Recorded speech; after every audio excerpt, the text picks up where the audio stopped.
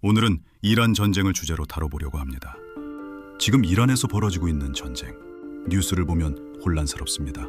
폭격, 드론, 유가, 핵물질, 정보가 쏟아지는데 구조가 안 보입니다. 오늘 이 에피소드 하나로 그 구조를 잡아드리겠습니다. 시카고 대학교 정치학 교수 로버트 페이프, 이 사람의 프레임워크를 축으로 이야기합니다. 제1차 세계대전부터 현재까지 미국의 모든 폭격 작전을 분석한 사람입니다. 미 공군에서 수년간 재래식 타격 전략을 가르쳤고 20년간 이란 폭격 시나리오를 모델링해왔습니다. 그가 만든 프레임워크가 있습니다. 에스컬레이션 트랩. 오늘 이야기는 크게 네 갈래입니다. 공중전력의 100년 역사와 그 함정, 이란의 반격 방식과 5가지 위험, 핵물질 분산과 북한 패턴, 그리고 역사가 반복되는 구조. 길지만 끝까지 들으시면 이 전쟁이 어디로 향하는지 보이기 시작합니다. 페이프 교수의 핵심 주장부터 봅시다. 국가가 공중전력만으로 정권을 무너뜨리려 할 때 100년 넘는 역사에서 단 한 번도 성공한 적이 없습니다. 여러 차례 시도했습니다. 하지만 매번 나타나는 것은 역풍 효과입니다. 왜 역풍이 오는가? 빠르고 결정적으로 이길 거라고 과신하기 때문입니다. 구체적인 사례를 하나 봅시다. 1991년 걸프전입니다.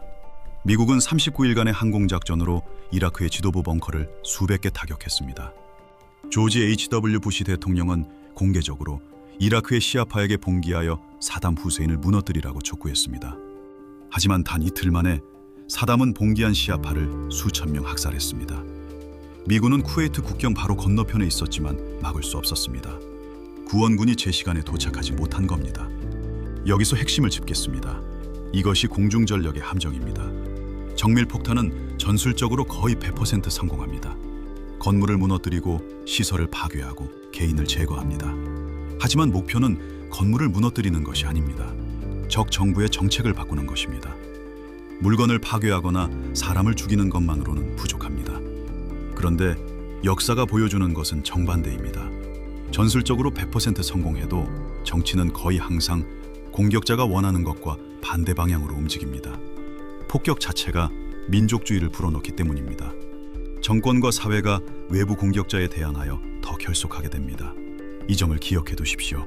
전술적 성공과 정치적 성공은 다른 것입니다. 여기까지가 100년간의 패턴이었습니다. 이제 이란이 구체적으로 무엇을 하고 있는지 봅시다. 이란의 반격 방식은 수평적 확전입니다. 전문 용어로는 병렬 공격이라고 합니다. 흥미로운 것이 있습니다. 이것이 원래 1990년대에 미 공군이 정밀 타격용으로 개발한 개념이라는 점입니다. 제2차 세계대전처럼 목표물을 하나씩 순서대로 타격하는 것이 아니라 네트워크의 여러 노드를 동시에 공격합니다. 적을 하나의 시스템으로 보고 여러 지점을 동시에 마비시키는 겁니다. 이란이 바로 이것을 하고 있습니다. 정밀 드론으로. 미국이 90년대에 가르친 개념을 이란의 정보기관이 수집하고 학습해서 미국을 상대로 적용하고 있는 겁니다. 동시에 여러 노드를 타격할수록 시스템 충격이 커집니다. 이란은 그 노드를 계속 확대하고 있습니다. 군사 목표물에서 민간 인프라로, 다시 은행 구문으로. 페이프 교수는 이것을 역사상 최초의 현상이라고 말합니다. 두 개의 정밀 항공작전이 충돌하는 것, 그리고 이 충돌이 만들어내는 시스템 충격은 이란 안에만 머물지 않습니다. 지역에만 머물지도 않습니다. 전 세계로 확산되고 있습니다. 여기서 잠깐 구조를 정리하겠습니다. 이 재앙이 과거와 다른 점이 있습니다. 다차원적이라는 것입니다. 지금은 5가지 위험이 동시에 교차하고 있습니다. 하나씩 짚겠습니다. 첫째, 에너지 충격입니다. 세계 석유의 약 20%가 호르무즈 해협을 통과합니다. 이 흐름이 부분적으로만 차단되어도 전 세계 경제가 타격을 받습니다. 둘째, 수평적 확전입니다. 이란이 타격 대상을 계속 확대하고 있습니다. 셋째, 글로벌 인프라 취약성입니다. 초연결된 세계에서 한 지역의 충격이 즉시 전파됩니다. 넷째, 군사적 경제적 부담입니다. 석유 비축분 방출은 일회성입니다. 한 번 쓰면 끝입니다. 다섯째, 전략적 주의 분산입니다. 위험들이 동시에 몰려오면 의사결정자가 과부하에 걸립니다. 혼돈 속에서 판단력이 떨어지고 더 나쁜 결정을 하게 됩니다. 여기까지가 위험의 구조였습니다. 이제 이 전쟁의 정치적 역학으로 들어갑시다. 트럼프 대통령은 엑시스와의 전화 인터뷰에서 이렇게 말했습니다. 파격할 것이 사실상 남아있지 않다. 내가 끝내고 싶을 때 언제든 끝낼 수 있다. 페이프 교수는 이것을 승리 내러티브라고 부릅니다. 하지만 이 승리 내러티브는 에스컬레이션 현실과 충돌하고 있습니다. 현실은 이렇습니다. 트럼프는 이 시스템의 한 행위자일 뿐입니다.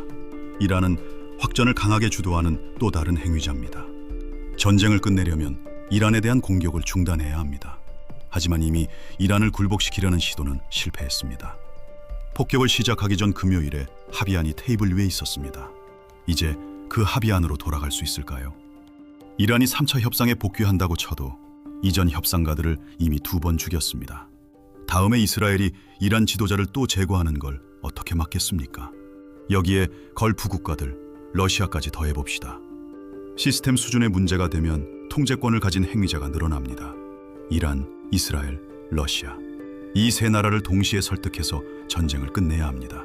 그리고 여기서 가장 중요한 것을 짚겠습니다. 우리는 확전의 통제권을 상실했습니다. 공격자에게는 자신이 통제하고 있다는 환상이 있습니다. 하지만 트럼프가 전쟁을 멈추겠다고 말할 때마다 아무도 귀를 기울이지 않습니다. 페이프 교수의 표현을 빌리면 이렇습니다. 그가 오늘 이 순간 전쟁은 끝났다고 선언할 수 있습니다. 하지만 지금은 에스컬레이션 트랩 안에 들어가 있습니다. 여기서부터가 이 이야기의 가장 무거운 부분입니다. 핵 문제로 들어갑니다. 25년간 이란과의 군사적 위기의 핵심은 단 하나였습니다. 이란의 우라늄 농축. 도널드 트럼프만의 문제가 아닙니다. 미국의 모든 행정부가 이것을 중심에 놓고 대이란 정책을 만들어 왔습니다. 이란은 60% 농축 우라늄 수천 파운드를 보유하고 있었습니다.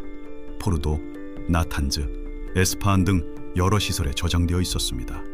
트럼프가 6월에 이 시설들을 폭격했습니다. 그런데 핵심적인 것을 놓쳤습니다. 농축 우라늄 자체는 제거하지 못한 겁니다. 민간 위성 사진에서 그 물질이 분산된 정황이 포착되고 있습니다. 에스파한에서 2월에 찍힌 추가 위성 사진도 있습니다. 결론은 이것입니다. 트럼프의 폭격은 이란의 핵 문제를 봉쇄하지 못했습니다. 핵물질의 분산을 촉발한 것입니다. 한 곳에 모여있던 위협이 여러 곳으로 퍼졌습니다. 분산된 물질은 2가지 경로로 사용될 수 있습니다. 첫째, 장기적으로 핵폭탄으로 만들 수 있습니다. 페이프 교수의 추산으로 이란이 보유한 물질은 10개에서 16개의 핵폭탄에 충분합니다. 둘째, 더 즉각적인 경로가 있습니다. 방사능 무기입니다. 그 물질을 정밀 드론의 탄두에 뿌리는 것입니다.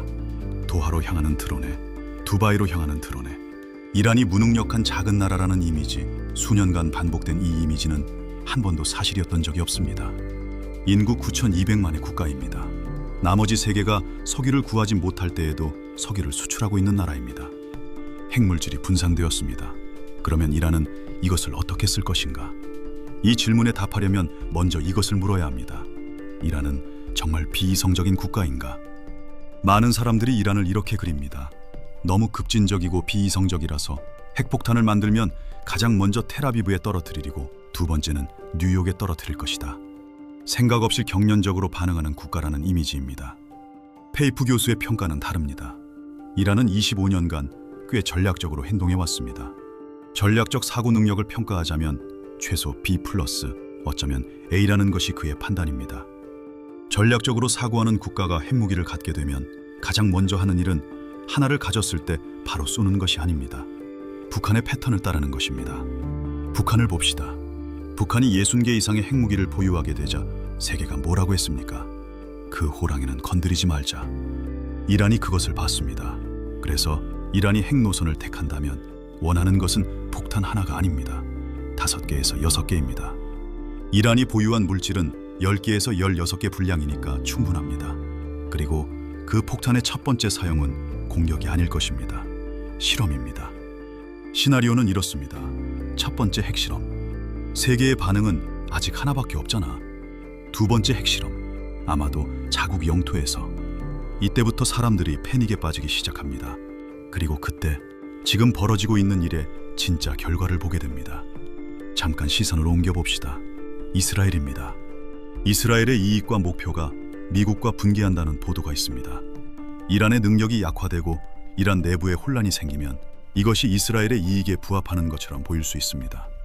미국과 걸프 국가들을 이 전쟁에 끌어들이는 것은 오랫동안 이스라엘의 목표이기도 했습니다. 하지만 페이프 교수는 이스라엘이 생각하는 이익과 실제 안보 이익을 분리합니다. 이스라엘의 안보는 시간이 지나면서 나아지는 것이 아니라 악화되고 있다는 것이 그의 판단입니다. 핵심 문제로 돌아갑시다. 핵물질의 분산입니다. 한 곳에 있던 위협이 여러 곳으로 퍼졌습니다. 이것은 미국에만 위험한 것이 아닙니다. 텔아비브에도 위험합니다. 네타냐후가 여기서 뭘 할 수 있습니까? 지상군을 투입하겠습니까? 핵 확전을 고려하겠습니까? 분산된 핵물질에 대해 어떤 옵션도 보호를 보장하지 못합니다. 이스라엘의 주장과 이스라엘이 직면한 실제 현실 사이에 괴리가 있습니다. 그 괴리가 진짜 문제입니다. 페이프 교수에게 물었습니다. 역사상 가장 재앙적인 항공작전은 무엇이었습니까? 1999년 3월 빌 클린턴 대통령이 3일간의 폭격작전을 명령합니다. 베오그라드 인근 51개의 정권 목표물, 밀로셰비치 지도자의 자택 포함, 세르비아의 연고주의 체제를 무너뜨리겠다는 계획이었습니다. 3일이면 끝난다고 생각했습니다. 결과 밀로셰비치는 3만 명의 군대를 보내 코소보에서 98만 명의 민간인을 추방했습니다. 인구의 50%입니다. 3일짜리 작전이 수평적 확전의 역풍을 만들어낸 것입니다. 지금과 비교해 봅시다. 아직 98만 명은 아닙니다. 하지만 5만 명의 미국인이 이미 중동에서 탈출했습니다. 그리고 시간이 갈수록 경제적 결과는 수백만이 아니라 수억 명에게 미칠 것입니다. 아직 초기 단계입니다. 전쟁이 3주에서 4주 더 지속되면 어떻게 됩니까? 석유 비축군 방출은 일회성입니다. 한 번 쓰면 끝입니다.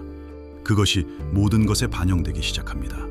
4월이면 유가 급등이 실물 경제의 진짜 고통으로 나타나기 시작합니다. 그때가 되면 코소보는 작은 언덕처럼 보이게 될 것입니다. 페이프 교수가 반복적으로 돌아오는 역사적 비교가 있습니다. 린든 존슨과 베트남 전쟁. 존슨은 자기가 질 거라고 생각하지 않았습니다. 어느 날 아침 일어나서 어떻게 하면 역사상 최악의 대통령이 될까라고 생각하지 않았습니다. 지미 카터 같은 전직 대통령에게 구해달라고 빌게 될 줄은 꿈에도 몰랐습니다. 그가 매료된 것은 에스컬레이션 통제의 환상이었습니다. 존슨은 물었습니다. 어떻게 하면 북베트남의 등을 부러뜨릴 수 있을까? 한계점을 찾으려 했습니다. 실제로 그 시대에 쓰인 논문 제목이 있습니다. 한계점을 찾아서. 그리고 지금 트럼프 대통령이 묻고 있습니다. 이란은 언제 한계점에 도달할 것인가? 페이프 교수의 관찰은 이렇습니다. 트럼프가 존슨의 연설을 찾아본 건 아닐 거라고 합니다. 하지만 같은 말을 하고 있다고. 이것이 프레임워크의 힘입니다. 같은 구조적 조건에 놓인 지도자는 같은 환상에 빠지고 같은 언어를 쓰게 됩니다. 존슨이 한계점을 찾지 못한 것처럼 트럼프도 찾지 못할 것입니다. 공중 전력만으로 한 국가의 의지를 꺾은 사례가 100년간 없기 때문입니다. 그리고 여기서 가장 불편한 진실이 있습니다. 이란은 미국의 약점을 알고 있습니다. 그 약점은 군사력이 아닙니다. 국내 정치입니다. 중간 선거가 다가오고 있습니다.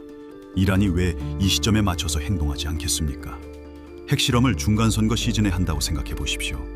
그것이 트럼프의 정치적 입지에 어떤 충격을 줄지 상상해 보십시오. 이것이 이란의 장기전 전략입니다. 군사적 차원, 경제적 차원, 핵 차원, 그리고 정치적 차원. 미국의 적들이 알고 있는 약점은 미국의 정치입니다. 그래서 장기전을 선택한 것이고 그 장기전에서 점점 더 많은 레버리지를 확보하고 있는 것입니다. 마지막으로 하나만 더 짚겠습니다. 트럼프 대통령이 최근에 말했습니다. 고유가는 실제로 미국에 좋다고. 페이프 교수의 반응은 간결합니다.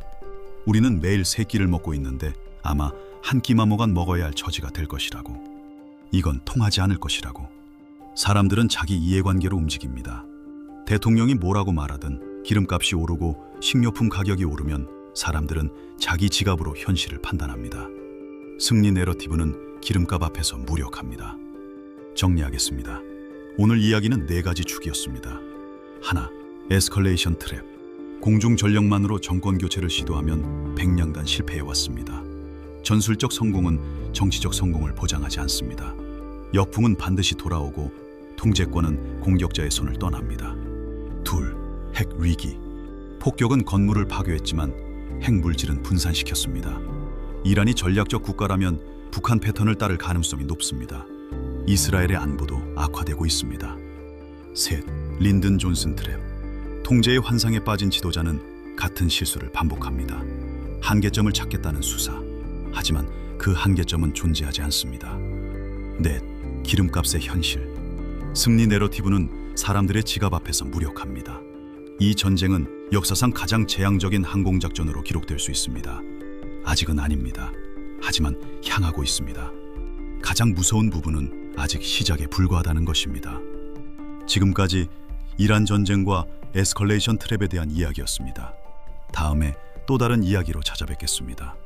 호암도사였습니다.